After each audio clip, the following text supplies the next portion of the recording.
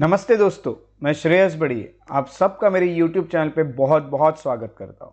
आज के इस वीडियो लेक्चर में हम वर्ल्ड हिस्ट्री से लेक्चर नंबर 23 को कंप्लीट करेंगे, जिसमें हम हिटलर को और नाजिज्म को पढ़ेंगे।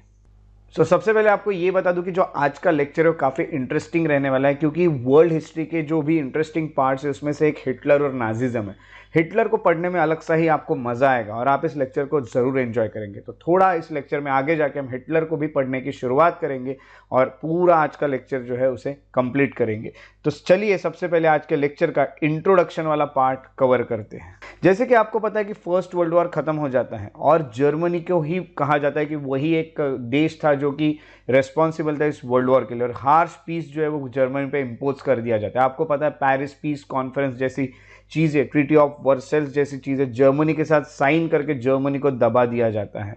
उसी के साथ साथ यहाँ पे यही शुरू हो जाता है कि जर्मनी के जो लोग होते हैं उनको ये चीज़ों का बहुत बुरा लगता है, बहुत ही हम कहेंगे इंसल्टिंग उनको फील होता है, और इस कारण उनके अंदर नेशनलिज्म जागने लगता है। वो एक तरह से राष्ट्रवाद को अपना यानी अपने अंदर लाना चाहते हैं। उसी के साथ साथ जो इकोनॉमिक ब्रेकडाउन होते हैं वो भी हो जाते हैं, क्योंकि देखिए आपको पता है कि जैसे मैंने पहले भी आपको बताया कि जब वॉर होता है तो इकोनॉमिकली आप बहुत डूब जाते हैं, क्योंकि आपका ज़्यादातर पैसा वॉर पे लगा दिया जाता है। तो इकोनॉमिकल ब्रेकडाउन भी होता है। उसी के साथ साथ सोशलिस्ट पार्टी जो होती है वो भी यहाँ पे आने लगती है, और इसी कारण हिटलर और नाजिज्म जो होता है जर्मनी में ये उभरने लगते हैं। ये पूरी चीज़ें आपको इस लेक्चर में आगे पता ही चलने वाली हैं, और यही सेम सिचुएशन इटली और जापान में भी होती है। इटली की सिचुएशन हम पिछले लेक्चर में देख चुके हैं। अगर आपने वो लेक्चर नहीं देखा है तो नीचे डिस्क्रिप्शन में उसके लिंक है, उस पर क्लिक कीजिए और अभी उस लेक्चर को कंप्लीट कर लीजिए, जो कि मुसोलिनी और हम कहेंगे उनकी जो फैशिस्ट पार्टी थी उसके बारे में था।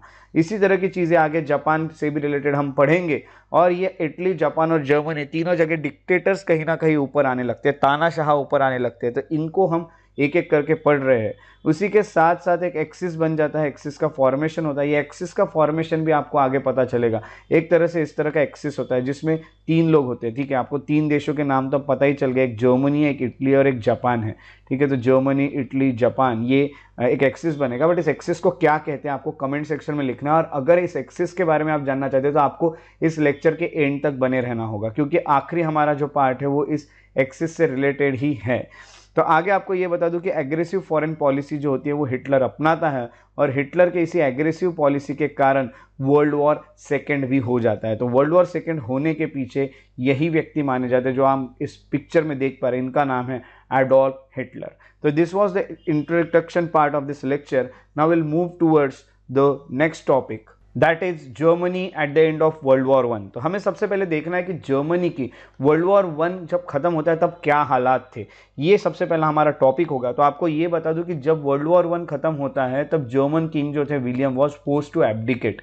इनको अपनी सत्ता छोड़ने के लिए फोर्स किया जाता है। इनको अपनी सत्ता जो होती है वो छोड़नी पड़ती है, और छोड़ने के बाद यहाँ पे किंग वाला जो है ये कंसेप्ट जर्मनी से हटा दिया जाता है, क्योंकि ऐसा कहा जाता है कि कहीं ना कहीं इस किंग की बहुत बड़ी गलती थी जो ये वर्ल्ड वॉर वन हुआ और इसमें इसकी हार भी हुई। अगर दूसरी बात देखी जाए तो यहाँ पे रिक्लेम किया, यहाँ पे बनाया जाता है रिपब्लिक। रिपब्लिक यानी अब किंग जो है ये हेरिडिटरी नहीं होगा, या फिर जो भी लीडर है आपके देश का वो कोई राजा नहीं होगा, लोगों में से कोई एक व्यक्ति को अभी लीडर बनाया जाएगा, दैट इज रिपब्लिक। तो जर्मनी को रिपब्लिक बनाया दिया जाता है, और फ्रेडरिक एबर्ट करके वो लीडर होते हैं सोशल डेमोक्रेटिक पार्टी की। जो पार्टी जर्मनी में होती है उस पार्टी के लीडर का नाम है फ्रेडरिक एबर्ट। ये एक टेम्पररी गवर्नमेंट बनाते हैं।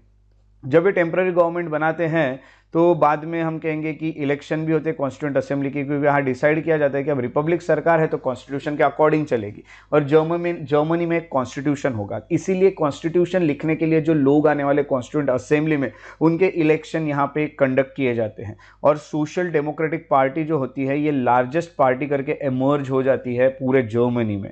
और जो सेशन होता है कॉन्स्टिट्यूंट असेंबली का वो सिटी ऑफ वाइमर में होता है। तो सिटी ऑफ वाइमर जो होती है ये एक शहर है जर्मनी में, यहाँ पे कॉन्स्टिट्यूंट असेंबली का सेशन लिया जाता है और नया कॉन्स्टिट्यूशन यहाँ पे बनाया जाता है। इसीलिए इसको वाइमार कॉन्स्टिट्यूशन कहा जाता है, क्योंकि ये इस शहर में लिखा जाता है। तो कभी भी वाइमार कॉन्स्टिट्यूशन ये नाम आया तो समझ जाइएगा वो जर्मनी का कॉन्स्टिट्यूशन था। तो जर्मनी के इस तरह के हालात जो थे फर्स्ट वर्ल्ड वॉर के टाइम पे वो आपको देखने मिलते हैं।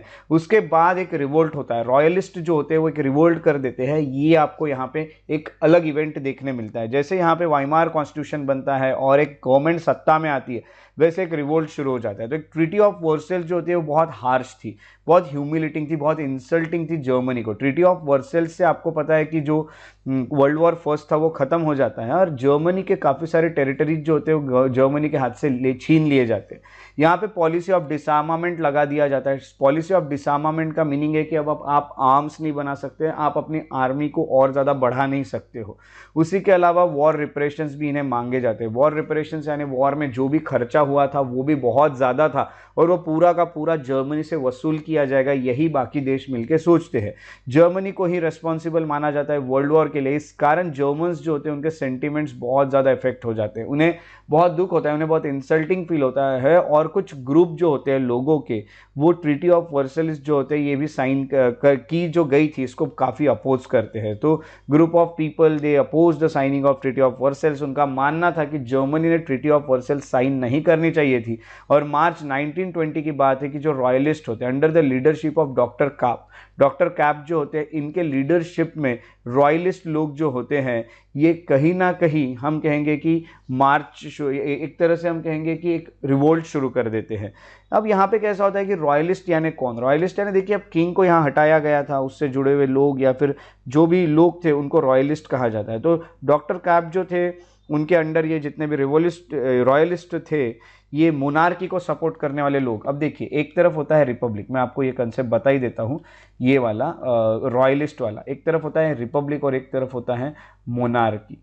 तो यहाँ पे क्या होता है कि रिपब्लिक यानी जो किंग होता है वो रूल नहीं करेगा, रूल करेगा लोगों में से कोई एक, और जहाँ किंग रूल करेगा उसे मोनार्की कहा जाता है। तो रॉयलिस्ट लोग जो होते हैं वो मोनार्की के सपोर्टर होते हैं। तो रॉयलिस्ट लोग ये मोनार्की के जो सपोर्टर थे, अब क्या हो जाता है कि जर्मन रिपब्लिक बन गया था, इसलिए रॉयलिस्ट लोग डॉक्टर कैप के लीडरशिप के अंडर यहाँ रिवोल्ट करना शुरू कर देते हैं। बट ये लोग फेल हो जाते हैं और उनको सरेंडर करना पड़ता है रिपब्लिकन गवर्नमेंट के सामने। तो फिर से जीत रिपब्लिकन्स की ही होती है। तो जर्मनी में राजा रहेगा ये तो अब डिसाइड हो ही जाता है कि राजा नहीं रहेगा। तो दूसरा जो रिवोल्ट होता है इस तरह का वो एक और होता है और उसे जो लीड करते हैं वो है लुडेनड्रॉफ करके जो आपको है यहाँ पे आपको ये देखने मिल रही है, लुडेनड्रॉफ होते हैं और इनको असिस्ट करते हैं। इस फोटो में जो आप देख रहे हैं ये है हिटलर। तो हिटलर और लुडेनड्रॉफ दोनों मिलके यहाँ पे एक रिवोल्ट कर देते हैं और लुडेनडॉर्फ और हिटलर जो होते हैं इनके रिवोल्ट करने के कारण ये भी चाहते हैं कि हमें ये सरकार नहीं होना, हिटलर और लुडेनडॉर्फ। और उसी के अलावा जो ये रॉयलिस्ट होते हैं वो भी चाहते हैं कि हमें रिपब्लिकन गवर्नमेंट नहीं चाहिए। तो इन दोनों को अरेस्ट कर लिया जाता है, लुडेनडॉर्फ और हिटलर को। अरेस्ट करने के बाद उन्हें 5 साल के लिए जेल में डाल दिया जाता है। अब हिटलर जब 5 साल के लिए जेल में होते तो वो अपना बिल्कुल समय ज़ाया नहीं करते, बिल्कुल समय बर्बाद नहीं करते और इस जेल में रहते हुए हिटलर एक फेमस बुक लिख देते हैं जिसका नाम है माइन कैंप करके जो बुक होती है वो लिखते हैं। ऐसा समझ जाए वो खुद की ऑटोबायोग्राफी लिखते हैं, मेरी लड़ाई, माइन काम्फ, इस तरह की एक बुक लिखी जाती है जिसको बाइबल ऑफ नाजी पार्टी कहा जाता है बाद में। यानी आपको नाजीज्म के बारे में कुछ पढ़ना है, नाजी पार्टी कैसे आई ये पढ़ना है, तो आप माइन काम्फ पढ़ोगे, माइन कैंप पढ़ोगे तो आपको ये बिल्कुल अच्छे से पता चल जाएगा।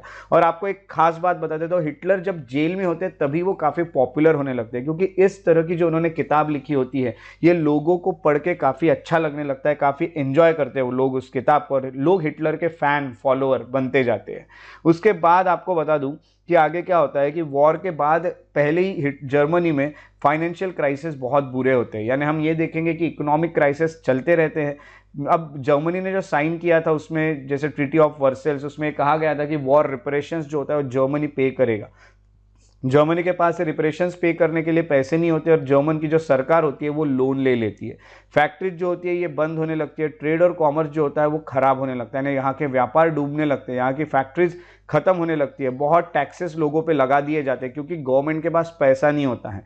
और इसी के साथ साथ यहाँ पे थोड़ा सा एक स्पेलिंग मिस्टेक है, to meet the financial crisis, जो गवर्नमेंट होती है उनके पास कोई और ऑप्शन नहीं होता है बट उन्हें इशू करना होता है और ज़्यादा पेपर करेंसी। तो और ज़्यादा पेपर करेंसी सरकार छापने लगती है जिससे वो ये कर्जा ख़त्म कर पाए या फिर अपने आप को वो आगे ला पाए, जो वॉर के रिप्रेशन है वो पे कर पाए। और इस कारण आपको पता है, अगर ज़्यादा पैसा छाप दिया, लोगों के पास ज़्यादा पैसा हो जाएगा तो वहाँ पे महंगाई बढ़ जाएगी। तो जर्मनी में बढ़ जाता है इन्फ्लेशन, यानी जर्मनी में बढ़ जाती है महंगाई। उसी के साथ साथ फैक्ट्रीज बंद होती है, ट्रेड ऑन कॉमर्स अफेक्टेड होता है। ये सब चीज़ों के कारण एम्प्लॉयमेंट के भी इश्यूज चलने लगते हैं, यानी अनएम्प्लॉयमेंट बहुत ज़्यादा बढ़ने लगता है जर्मनी में। ये प्रॉब्लम हो जाता है जर्मनी का। आप देख रहे हो कि किस तरह से अभी ये हिटलर ऊपर आने वाले, इसीलिए हम यहाँ की सिचुएशन देख रहे हैं जर्मनी में थी कैसी। तो इकोनॉमिक क्राइसिस ऐसे थे। दूसरी बात, रिप्रेशन की बात करें तो ट्रीटी ऑफ वर्सेल्स जो थी उसके प्रोविजंस के अकॉर्डिंग जर्मनी जो होता है यही एक रिस्पॉन्सिबल माना जाता है फर्स्ट वर्ल्ड वॉर के लिए। और उनको कहा जाता है कि आप हेवी अमाउंट और कंपनसेशन जो होता है ये पे करोगे, जो भी नुकसान हुआ है बाकी देशों को उसकी भरपाई जर्मनी ही करेगा। और रिप्रेशन कमीशन भी बिठाई जाती है। रिप्रेशन कमीशन ऐसा डिसाइड करती है कि जर्मनी के कारण जो लॉस हुआ है बाकी देशों को, वो कुल मिला के 660 मिलियन पाउंड्स का है, जो कि बहुत ज़्यादा होता है। और ये अमाउंट जर्मनी को पे करने लगा दी जाती है। इसके चलते बहुत ज़्यादा अपोजिशन होने लगता है ये अमाउंट के चलते। आप खुद सोचिए, इतना ज़्यादा बर्डन डालना ठीक नहीं था किसी के लिए। और बहुत सारे लोग ये आर्ग्यू करते हैं कि जर्मनी जो होता है ये वर्ल्ड वॉर के लिए रिस्पॉन्सिबल नहीं था और इसीलिए हम इस तरह की अमाउंट जो होती है ये पे नहीं करने वाले, जो आप बोल रहे 660 मिलियन पाउंड्स पे कीजिए। तो यही होता है कि लोग इसीलिए जो प्रेजेंट सरकार होती है उसको अपोज करने लगेंगे और दूसरे ऐसे कोई ग्रुप ढूंढना शुरू करेंगे जो इसके खिलाफ बोलेंगे, जिसमें हिटलर एक फ़ायदा उठा के हिटलर ऊपर आ जाएगा। तो ये दो चीज़ें थी, इसको हिटलर को बहुत ज़्यादा फायदा मिला इसका। और इसी के बाद एक प्लान लाया जाता है और इस प्लान को कहा जाता है डॉज प्लान। तो ये जो डॉज प्लान होता है, ये डॉज प्लान होता क्या है ये सबसे पहले हम समझ लेते हैं। फाइनेंशियल क्राइसिस जो चल रहा था जर्मनी के, उस कारण हम कहेंगे वेमार जो रिपब्लिक होता है ये बनाया जाता है। तो वेमार रिपब्लिक जो होता है ये अपील करता है अलाइज को सबसे पहले कि ये जो अमाउंट है ये कम कर दी जाए, ये बहुत ज़्यादा है। 660 मिलियन अगर पाउंड की बात कर दी जाए तो ये अमाउंट बहुत ज़्यादा है और ये अमाउंट हम पे नहीं कर पाएंगे। इसलिए एक कमेटी बिठाई जाती है जिसमें 10 मेंबर होते हैं under the chairmanship of Doge. Doge जो होते हैं इनके चेयरमैनशिप में कमेटी बिठाई जाती है। देखिए ये है डॉज जो आप देख पा रहे हो, और ये एक फाइनेंस स्पेशलिस्ट होते हैं यूएसए के। ये कमेटी कुछ अमेंडमेंट करती है प्रोविजंस जो थे ट्रीटी ऑफ वर्सेल्स उसमें, और इसी को डॉज प्लान कहा जाता है। ये जो डॉज प्लान होता है इस कारण जो जर्मनी था इसका फाइनेंशियल बर्डन काफ़ी हद तक कम कर दिया जाता है। बट कुछ लोगों का आपको पता है कि ये मानना था कि हमें कम करना नहीं है, हमें ये पूरा ख़त्म करना है जो फाइनेंशियल बर्डन जर्मनी पे आ रहा है। तो ये जो प्रॉब्लम थे रिपरेशन के ये फिर से 1929 में दिखने लगते हैं। अब यही है कि देखिए पैसा कम हो रहा है बट क्या उतना भी वो पे कर पा रहे हैं कि नहीं, इसको भी हमें सोचना होगा। तो इसके चलते 660 मिलियन पाउंड को भी अगर कम कर दिया गया है तो ये आगे जो अमाउंट दी है ये भी बहुत आपको बहुत बड़ी अमाउंट ही रहेगी, क्योंकि इससे कम भी करेंगे तो कितना करेंगे। तो ये जो प्रॉब्लम है ये फिर से दिखने लगते हैं 1929 में। तो एक यंग कमेटी बनाई जाती है और ये भी एक प्लान करना शुरू करती है कि इसको किस तरह से सॉल्व किया जाए। तो इस तरह से डॉज प्लान आने लगता है और फिर से यहाँ पे भी सेटिस्फैक्शन नहीं मिलता है लोगों को। तो इस तरह की चीज़ें थी जो हिटलर को आगे बढ़ने में कहीं ना कहीं काफ़ी हेल्प कर रही थी। तो इसी के बाद अब जो आगे आने वाले हैं वो है हिटलर। अब हम सबसे मेन टॉपिक पे जाने वाले हैं, वो है एडोल्फ हिटलर के। हिटलर का जन्म 28 अप्रैल 1889 को होता है। एडोल्फ हिटलर इनका नाम होता है। वो काफ़ी एक हम्बल फैमिली से होते हैं। ये बात अलग है कि वो खुद वैसे नहीं दिखे आगे, बट वो काफ़ी हम्बल फैमिली से बिलोंग करते थे। एक ऑस्ट्रिया में एक गांव था उस फैमिली से। काफ़ी गरीब थे, गरीब होने के कारण उन्हें कोई प्रॉपर एजुकेशन नहीं मिला। उनके जो फादर थे वो ये चाहते थे कि वो गवर्नमेंट एम्प्लॉय बने, वो सरकार में जाके काम करें। बट हिटलर जो थे उनको आर्ट बहुत पसंद था, वो भी काफ़ी अर्ली डेज में ही। उनके अर्ली एज में उन्हें आर्ट बहुत ज़्यादा पसंद था, इसलिए वो वीना में चले जाते हैं। वीना में जाने के बाद एट द एज ऑफ 18 वो वीना में जाते हैं to learn art of painting and architecture. जो चीज़ में इंटरेस्ट था वो करना चाहते हैं, बट उनको देख के, उनके आगे के लाइफ को देख के आपको ये बिल्कुल विश्वास भी नहीं होगा कि उनको आर्ट ऑफ पेंटिंग और आर्किटेक्चर पसंद थी। जब वो वीना में होते हैं उस वक्त उनको कुछ बिहेवियर जो होता है ज्यूज़ का वो बिल्कुल पसंद नहीं आता है। उनको ये लगने लगता है कि जो ज्यूज़ है ये काफ़ी मॉरल एनिमीज़ है इंडिविजुअलिज्म के। उनको बिल्कुल मॉरलिटी नहीं है, उनमें नैतिकता नहीं है। ज्यूज़ जो होता है इनके अंदर नेशनलिज्म नहीं है, ये बहुत रेशियलिज्म को फॉलो करते हैं।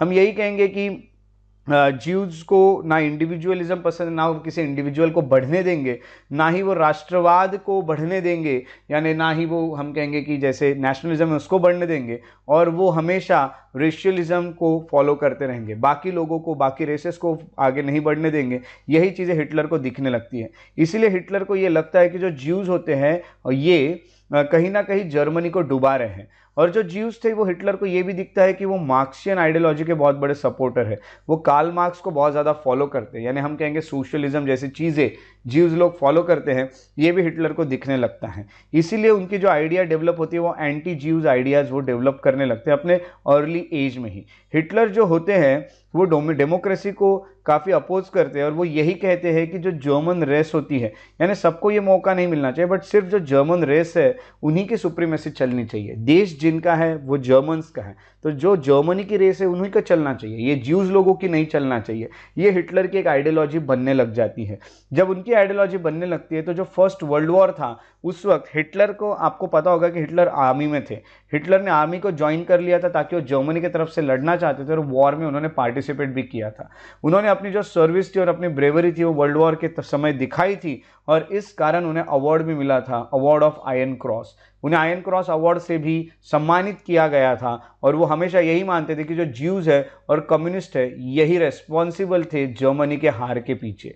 उनका यही कहना था, और ये कहते जो वो है कि ज्यूज और कम्युनिस्ट लोगों के कारण ही जर्मनी हारा है, इसलिए वो कुछ ऐसी चीज़ें शुरू कर देते हैं जिससे वो इस हार का बदला ले सके, जो जर्मनी फर्स्ट वर्ल्ड वॉर में हारा था उसका बदलाव ले सके। वो कहीं ना कहीं एक स्पाई का काम शुरू कर देते हैं, म्यूनिक नाम के जगह पे हम कहेंगे स्पाई, यानी जासूसी करना शुरू कर देते हैं, और उसी के साथ साथ वो अपनी नई पार्टी भी बनाना शुरू कर देते हैं अपने दोस्त के साथ मिलके, और उस पार्टी का नाम होता है national socialist German labour party. तो एक नई पार्टी लॉन्च की जाती है जिसका नाम होता है national socialist German labour party, जिसको आगे जाके नाजी पार्टी नाम से जाना जाता है। नाजी पार्टी की यहाँ पे शुरुआत होती है, ये आप देख पा रहे हो हिटलर और ये नाजी पार्टी के लोग। तो इसकी अगर बात करें नाजी पार्टी की, तो हिटलर अपने प्रोग्राम्स को आगे बढ़ाने के लिए हिटलर ने जो पार्टी शुरू की थी जिसका नाम था नेशनल सोशलिस्ट पार्टी या फिर नाजी पार्टी, इसका जो सिंबल था ये स्वस्तिक था। अब ये सिंबल जैसे कि मैंने आपको जो हम लेक्चर कर रहे थे उसमें आपको स्टार्टिंग में यहाँ पे वो सिंबल दिखा भी, दिस इज स्वस्तिक। ये सिंबल होता है नाजीज़म का, या नाजी जो पार्टी था उसका। नाजी पार्टी का ये सिंबल आपको देखने मिलता है। बाय द ईयर 1932 जो मेंबर होते हैं नाजी के वो 70 लाख तक पहुंच जाते हैं। बहुत सारे लोग जो होते हैं वो नाजीज़म को ज्वाइन करने लगते हैं, और यंग पीपल जो होते हैं उनको अट्रैक्ट करने के लिए हिटलर कहते हैं कि मैं एक सोसाइटी बनाऊंगा, और हिटलर सोसाइटी का नाम देते हैं हिटलर यंग सोसाइटी, ताकि यंगस्टर्स आके जुड़े। वो दिखाना चाहते हैं कि हम यंगस्टर लोगों की एक पार्टी है और हमें जर्मनी को आगे बढ़ाना है। अब ये जो पार्टी आपको देखने मिलती है हिटलर यंग सोसाइटी भी उसमें देखने मिलती है नाजी पार्टी में। इसमें वो 2 मिलिट्री बॉडीज़ बनाते हैं नाजी पार्टी में। तो मेंबर जो होते हैं वो एक ब्राउन शर्ट्स पहनते हैं इनके इसके, और वो आर्म बैंड बांधते हैं जिसमें ब्लैक स्वस्तिक आपको देखने मिलता है। इस तरह से वो ब्राउन कलर का पहनेंगे और यहाँ पे आर्म बैंड बांधा जाएगा जैसे हिटलर ने बांधा, देखिए इस सोल्जर ने भी बांधा, और यहाँ पे स्वस्तिक का सिंबल होता है। तो इस तरह की यहाँ पे इनके चीज़ें होती है, और ये होता है एक ब्राउन शर्ट वाला डिवीजन और दूसरा होता है ब्लैक शर्ट वाला डिवीजन। ऐसे 2 डिवीजन इस आर्मी में बनाए जाते हैं। उसी के साथ साथ यहाँ पे बॉडीगार्ड्स भी होते हैं नाजी पार्टी के लीडर्स के लिए। जो लीडर्स चलते हैं उनके साथ काफ़ी सारे बॉडीगार्ड्स आपको चलते हुए दिखेंगे लीडर्स के साथ, ये भी वो बनाते हैं। 1932 में हिटलर जो होते हैं वो प्रेसिडेंट के पोस्ट के लिए इलेक्शन लड़ते हैं, बट उनकी हार हो जाती है सिर्फ कुछ वोटों से अगेंस्ट हिंडनबर्ग। हिंडनबर्ग जो होते हैं वो जीत जाते हैं और हिटलर कुछ चंद वोटों से हार जाते हैं। बट जब जनरल इलेक्शन कंडक्ट किए जाते हैं उसी साल, तो ये जो पार्टी होती है लार्जेस्ट पार्टी पार्लियामेंट में चुन के आती है। सबसे ज़्यादा मेजॉरिटी में जो पार्टी चुन के आती है वो होती है नाजी पार्टी। नाजी पार्टी के पॉपुलैरिटी के कारण उसको सभी लोग बहुत वोट देते हैं और ये सबसे बड़ी पार्टी बनती है। ये और प्रोविजन जो थे कॉन्स्टिट्यूशन के अकॉर्डिंग, उसमें जो लीडर होता है मेजॉरिटी पार्टी का, ठीक है, वो कहीं ना कहीं चांसलर बना दिया जाएगा। जैसे इंडिया में होता है कि उसे प्राइम मिनिस्टर बनाया जाता है जो मेजॉरिटी पार्टी उसके लीडर को, तो इसी तरह की यहाँ भी कुछ चीज़ें आपको देखने मिलती थी। वहाँ के कॉन्स्टिट्यूशन में भी यही लिखा था। उसी के साथ साथ यहाँ पे आपको देखने मिलेगा कि एक रिचस्टैग करके है, party in the Reichstag, Hitler was made the chancellor. अब ये रिचस्टैग क्या है? रिचस्टैग यानी हम कहेंगे कि जर्मन वर्ड है ये, इसको मैं अच्छे से प्रोनाउंस नहीं कर पाऊंगा क्योंकि मैं जर्मन बोलना नहीं जानता हूँ। तो रिचस्टैग जो होता है ये, इसका मीनिंग होता है पार्लियामेंट। हम अपनी भाषा में उसे जो भी कहते हैं, जैसे कोई संसद कहते हैं हिंदी में, वैसे इंग्लिश में इसे पार्लियामेंट कहा जाता है, जर्मन में इसे रिक्सटैग कहा जाता है। इस तरह की चीज़ें अलग अलग यूज़ होती है। यानी जो भी party majority of seats acquire करेगी पार्लियामेंट में, सिक्योर करेगी पार्लियामेंट में, उसी को एक मौका दिया जाएगा कि वो अपनी सरकार बना पाए। इसके दौरान हिटलर जो होते हैं वो चांसलर बन जाते हैं और वो वहाँ पे नाजी गवर्नमेंट का फॉर्मेशन करते हैं। अब कहीं ना कहीं जर्मनी नाजी गवर्नमेंट के अंडर आ जाती है। आगे चल के वो डिक्टेटरशिप शुरू कर देते हैं नाजी पार्टी के, वो सभी लोगों को दबा के सिर्फ अपने आप को तानाशाह बनाना शुरू कर देते हैं। कम्युनिस्ट पार्टी को वो बैन कर देते हैं और उनके लीडर्स को भी अरेस्ट कर लिया जाता है। जितने भी सिविल राइट्स थे लोगों के वो सस्पेंड कर दिए जाते हैं। लोगों को अब बिल्कुल भी सिविल राइट्स नहीं देंगे। यही सेम चीज़ जिन्होंने इटली में की थी, उनका नाम क्या है ये आपको कमेंट सेक्शन में लिखना है। पिछले लेक्चर में आपने उन्हें पढ़ा था। उसके अलावा वीमार जो रिपब्लिक होता है ये भी ख़त्म कर दिया जाता है। अब कोई इलेक्शन नहीं होगा, कुछ नहीं होगा। अब जो भी होगा वो होगा कहीं ना कहीं हिटलर के ही चलते। हिटलर अपने आप को थर्ड रेट करके डिक्लेयर कर देता है। यानी हिटलर जो होगा वो एक तरह से लीडर डिक्लेयर कर देता है खुद को इस जगह का, जो कि है जर्मनी। तो यहाँ पे ये थर्ड रिक जो वर्ड आया ये आपको कहीं ना कहीं कंफ्यूज कर रहा होगा। तो आपको ये बता दूं कि ये थर्ड रिक यानी थर्ड रिजाइम था या फिर थर्ड एम्पायर था।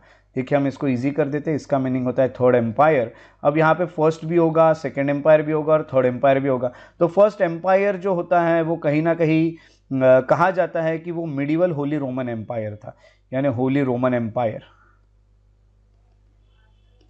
उसके बाद जो सेकेंड वाला था वो था जर्मन एम्पायर और थर्ड वाला जो है वो आपको पता चल रहा है वो है हिटलर। तो इस तरह की चीज़, यानी हिटलर खुद को राजा के जैसे, एक एम्परर के जैसे एक दर्जा दे देता है। तो ये चीज़ें यहाँ पे शुरू हो जाती है। जो फ्लैग होता है नाजी का वो नेशनल फ्लैग बनाया जाता है। यानी पार्टी का जो फ्लैग होता है वो पूरे जर्मनी का नेशनल फ्लैग बना दिया जाता है। पार्लियामेंट को डिसॉल्व कर दिया जाता है, पार्लियामेंट खत्म कर दिया जाता है। पार्लियामेंट के जितने भी पावर्स थे वो पूरे हिटलर अपने तरफ ट्रांसफर कर लेता है। हिटलर कहता है कि पूरे पावर मेरे पास रहेंगे, अल्टीमेट जो भी डिसीजंस होंगे वो मैं लूंगा डायरेक्टली और कोई नहीं लेगा। तो ये सब चीज़ें हिटलर करना शुरू कर देता है। इस तरह से नाजी पार्टी जो होता है वो एक तरह से एक डिक्टेटर की पार्टी यहाँ पे बनते हुए आपको दिखती है। आगे जब हम बढ़ते हैं तो इनकी पॉलिसी की अगर बात करें तो इनकी पॉलिसी एंटी जीव पॉलिसी होती है। जैसे आपको मैंने पहले भी बताया कि अर्ली एज में ही हिटलर को नफरत थी जीव्स से।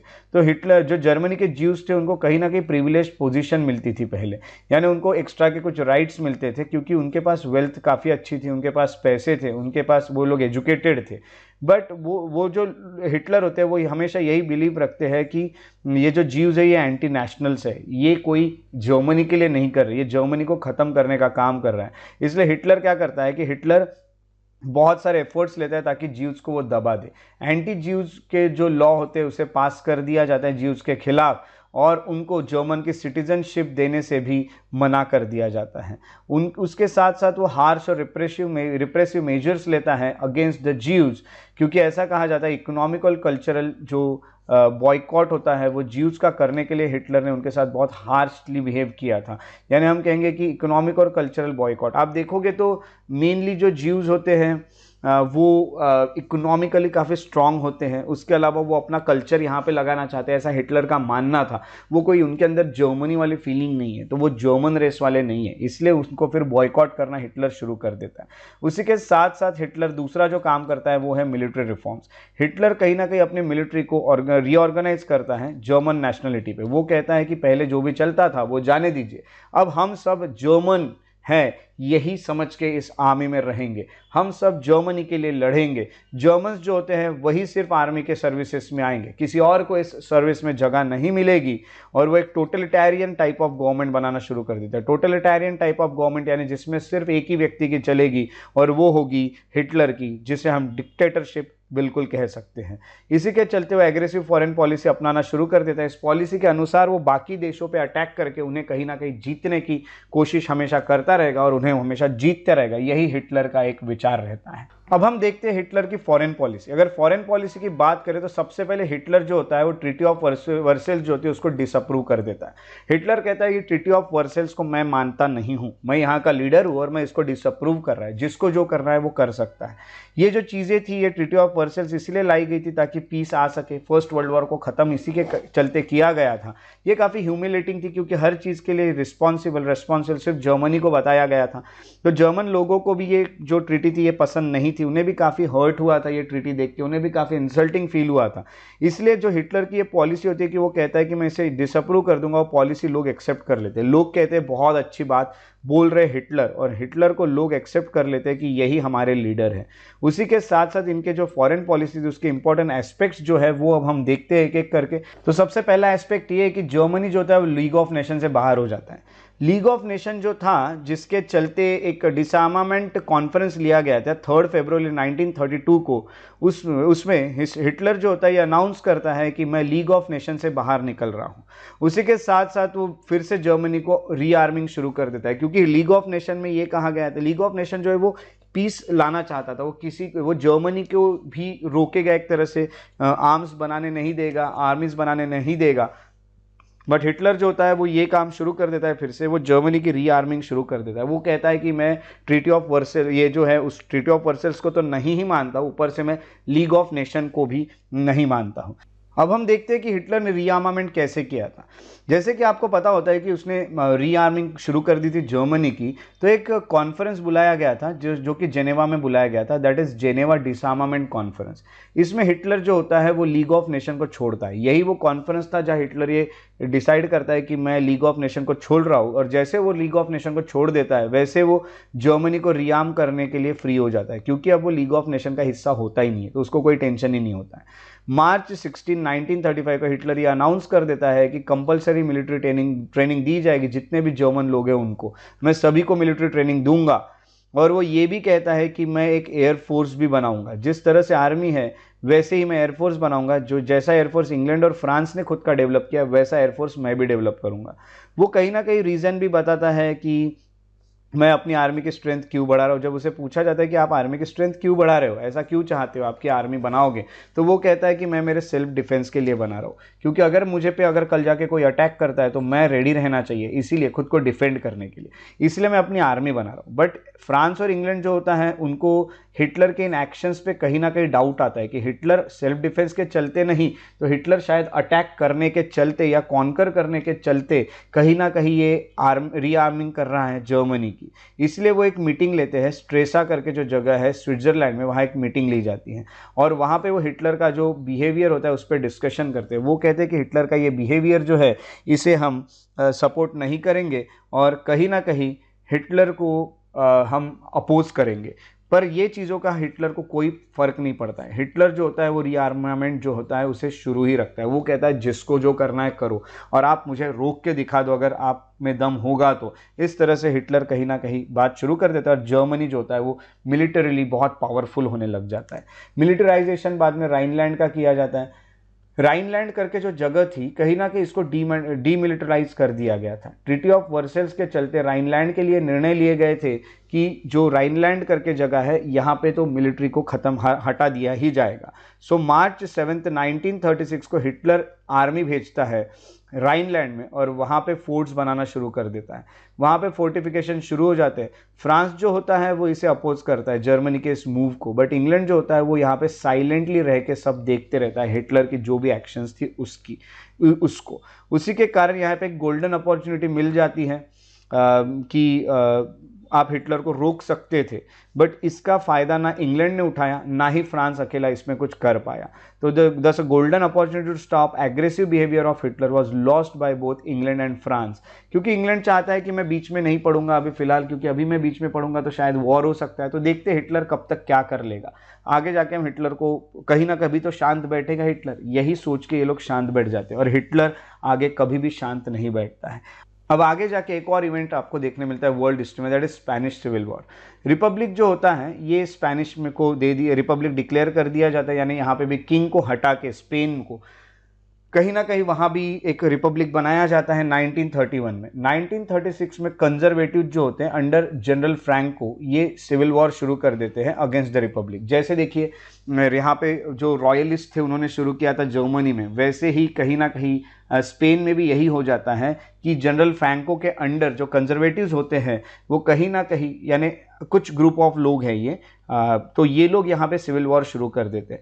जर्मनी और इटली जो होता है वो फ्रैंको को सपोर्ट करने लगता है, वो कहता है कि ये सही है, हम इनके तरफ से, जबकि रशिया जो होता है वो रिपब्लिकन्स को सपोर्ट करता है। रिपब्लिकन्स जो होते हैं ये हार जाते हैं और फ्रैंको की डिक्टेटरशिप जो होती है वो वहाँ पे शुरू हो जाती है स्पेन में। तो अगर हम स्पेनिश सिविल वॉर के रिजल्ट की बात करें तो इसमें इटली और जर्मनी दोनों ने मिलकर कहीं ना कहीं फ्रैंको की हेल्प की थी, यानी हम कहेंगे स्पेन की हेल्प, स्पेन का जो फ्रैंको था जो कि एक तरह से डिक्टेटरशिप लाना चाहता था, उसकी इन दोनों ने हेल्प की थी और ये दोनों ने मिलकर हेल्प की थी, इसलिए दोनों काफ़ी क्लोज आ चुके थे इटली और जर्मनी। जब ये क्लोज आए तो इनकी फ्रेंडशिप इतनी बढ़ने लगी कि ये दोनों ने एक ट्रीटी बना ली और दोनों दोस्त बन गए आगे जाके, जो कि वर्ल्ड वॉर में एक साथ में लड़े आगे, आपको ये भी पता चलता है। अब मैंने लेक्चर के स्टार्टिंग में आपको एक एक्सिस के बारे में बताया था, वो एक्सिस की बात करें तो रोम, बर्लिन, टोक्यो, ऐसा वो एक्सिस है। रोम जैसे कि आप जानते हैं कि इटली, बर्लिन आप जानते हो जर्मनी और टोक्यो आप जानते हो जापान। तो ये एक एक्सिस था जिस एक्सिस को कहा जाता है रोम, बर्लिन, टोक्यो एक्सिस। ये जो एक्सिस है ये तीनों मिलके यहाँ पे काम करने वाले थे। तो अब 1936 अक्टूबर में होता क्या है, एक एग्रीमेंट होता है जर्मनी और इटली के बीच में। जर्मनी कहता है इटली को कि आप एबिसिनिया को कंट्रोल करो, हम आपके साथ हैं। इसी के चलते इटली कहता है ठीक है, आप चाहते हो कि आपको ऑस्ट्रिया होना तो आप ऑस्ट्रिया को एनेक्स कर लो जर्मनी के अंडर, इस डिसीजन में हम आपके साथ हैं। तो इस तरह से ऑस्ट्रिया ये जर्मनी के साथ मिल जाएगा, ये इसको इटली सपोर्ट करेगा और एबिसिनिया जो होता है वो इटली के अंडर आ जाएगा, इसको जर्मनी सपोर्ट करेगा। पहली बात तो ये कि हिटलर जो है वो काफ़ी अपोज करता था रशियन कम्युनिज्म को, हिटलर कम्युनिज्म के काफ़ी खिलाफ था, इसलिए नवंबर 1936 को एक एंटी कॉमिंटन पैक्ट साइन करता है जापान के साथ। जापान के साथ एक पैक्ट साइन करता है जो कि रशिया का दुश्मन था। अब वॉर में एक ही होता है, दुश्मन का दुश्मन दोस्त। अब रशिया आपको पसंद नहीं तो रशिया के दुश्मन से आपको दोस्ती करनी पड़ेगी, क्योंकि इसका भी टारगेट रशिया है और आपका भी टारगेट रशिया है, तो आप जापान से दोस्ती कर लो तो बहुत अच्छा रहेगा। इसलिए यहाँ पे एक एंटी कॉमिंटन पैक्ट साइन कर देता है। नवंबर 1937 में इटली जो होता है उसको भी अलायंस में ला लिया जाता है और यहाँ पे एंटी कॉमिंटन पैक्ट जो होता है इसको रोम, बर्लिन, टोक्यो एक्सिस नाम से जाना जाता है। ये जो एक्सिस होता है ये किसके खिलाफ बनाया जाता है, इंग्लैंड, फ्रांस और रशिया के खिलाफ ये एक्सिस बनाया जाता है और यही से शुरुआत होती है सेकेंड वर्ल्ड वॉर की, जो हम नेक्स्ट लेक्चर में शुरू करने वाले हैं। अब ये जो लेक्चर है इसका अगर हम कंक्लूजन की बात करें तो ये आपको आंसर राइटिंग में काफ़ी हेल्प करता है। कंक्लूजन वाला पार्ट और इंट्रोडक्शन वाला पार्ट आपके आंसर राइटिंग के इंट्रोडक्शन पार्ट में लिखने के लिए काफ़ी आपकी हेल्प करता है। नाजिज्म की अगर बात करें तो नाजिज्म जर्मनी में हिटलर के अंडर काफ़ी बढ़ा। यहाँ पे अगर देखा गया तो नेशनलिज्म की काफ़ी बात की गई, ऑथोरिटेरियनिज्म यानी हम कहेंगे कि डिक्टेटरशिप एक तरह से आ गई और लीडरशिप के प्रिंसिपल यहाँ पे बहुत तगड़े दिख रहे थे। जर्मनी का चांसलर बनता है हिटलर। 1933 में हिटलर ने रीआर्मामेंट प्रोग्राम्स को भी शुरू किया, जैसे आपने देखा। उसकी जो एग्रेसिव फॉरेन पॉलिसी थी इसी कारण सेकेंड वर्ल्ड वॉर शुरू हुआ। उसी तरह मुसोलिनी जो था इसने भी फैसिस्ट मूवमेंट वैसे तो चलाई ही थी इटली में और वो भी चाहता था कि कहीं ना कहीं कॉलोनियल पॉलिसी रहे और वो भी एक तरह से हम कहेंगे कि सुप्रीम कमांडर बन जाता है। तो दो दो डिक्टेटर्स आपको देखने मिलते हैं यूरोप में। तो ये जो दो डिक्टेटर थे, एक इटली में था और एक हम कहेंगे कि जर्मनी में था, इन्हीं दोनों के कारण रास्ते खुल जाते हैं सेकेंड वर्ल्ड वॉर के और सेकेंड वर्ल्ड वॉर शुरू होने के पीछे यही लोग कहे जाते हैं रिस्पॉन्सिबल। तो हम यही आगे जो हमारा वर्ल्ड वॉर का टॉपिक रहेगा उसमें हमें ये पूरे लेक्चर्स की हेल्प मिलने वाली है। तो इसी तरह इन लेक्चर्स को आपको अच्छे से अटेंड करना, अच्छे से समझना बहुत ज़रूरी होता है, क्योंकि तभी आप आगे आने वाले लेक्चर्स को समझ सकते हैं। अब हम हमारे वर्ल्ड हिस्ट्री के एंड के पार्ट पे हैं, क्योंकि हम सेकेंड वर्ल्ड वॉर की तरफ बढ़ रहे हैं। अब अगर देखा गया तो ये लेक्चर हमारा यहाँ पे कंप्लीट होता है, अगर जिसे हम लेक्चर से 22 कहते हैं वर्ल्ड हिस्ट्री से, हिटलर एंड नाजिज्म। तो अगर आपको मेरे लेक्चर्स पसंद आते हैं तो मेरे वीडियोज़ को लाइक ज़रूर करें, शेयर करें मेरे वीडियोज़ को और यूट्यूब चैनल को सब्सक्राइब करना ना भूलें। सब्सक्राइब करके बेल आइकॉन्स को भी प्रेस कीजिए ताकि आने वाले वीडियोज़ के आपको नोटिफिकेशन मिलते रहेंगे। अगर आप और अपडेट्स चाहते हैं तो फेसबुक पे मेरे पेजेस है श्रेयस बड़िए इंटरप्रिटेशन, इनको भी आप फॉलो कर सकते हैं। आप मुझसे इंस्टाग्राम से भी कनेक्ट कर सकते हैं। अगर आपको कोई भी डाउट हो तो आप वो यहाँ से भी सॉल्व कर सकते हैं। आप मुझे वहाँ फॉलो करके मुझसे जो भी डाउट है वो भी क्लियर करा सकते हैं। श्रेयस बड़ी द पीस लवर मेरा इंस्टाग्राम का आईडी है। श्रेयस बड़ी @gmail.com पे आप मुझे फॉलो भी कर सकते हैं। इसके अलावा श्रेयस IAS एकेडमी मेरा इंस्टाग्राम पे पेज है, उसको भी आप फॉलो कर सकते हैं ताकि आपको और भी नॉलेज रिलेटेड चीज़ें मिलती रहे। और आप इसे फेसबुक पे भी फॉलो कर सकते हैं। आप अगर कोई भी लेक्चर्स के नोट्स चाहते हैं या फिर अपडेट्स चाहते हैं तो श्रेयस बढ़िए करके जो मेरा चैनल है टेलीग्राम पे, आप उसे भी फॉलो कर सकते हैं। तो मेरे साथ इस वीडियो लेक्चर में बने रहने के लिए बहुत बहुत शुक्रिया। Thank you so much for being here. Take care and have a very good day.